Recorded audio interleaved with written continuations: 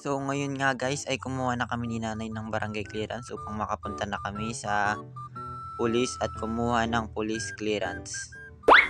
At nung nangyari nga ay pupunta na kami sa police station upang makakuha na kami ng police clearance.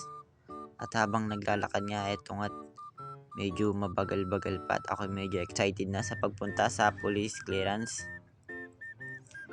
At nung andito na nga kami ay kumuha na kami ng pirma ng police clearance at pipirma pa kami mamaya.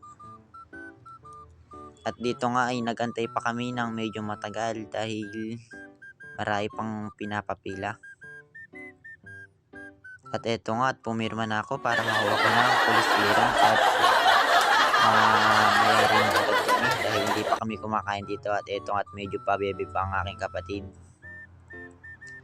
At so ayun na nga guys, nakapirma na rin ang nanay ko kaya dediretso na kami sa aming next target. Ayan at inantok pa ang aking kapatid. Ayun no.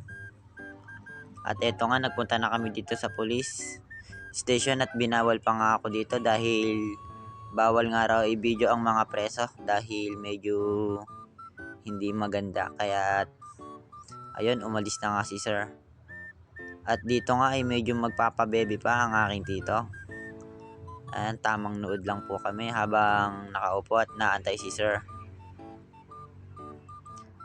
At dito nga ay nakuha na namin ang lahat ng aming requirements dahil ako'y mag-start na ng trabaho at dahil nga malapit na kaming umuwi ay talaga namang nagutom kami sa pag-aantay sa pag-aayos ng requirements at napagpasyahan na rin namin kumain kaya dediretso na kaming umuwi.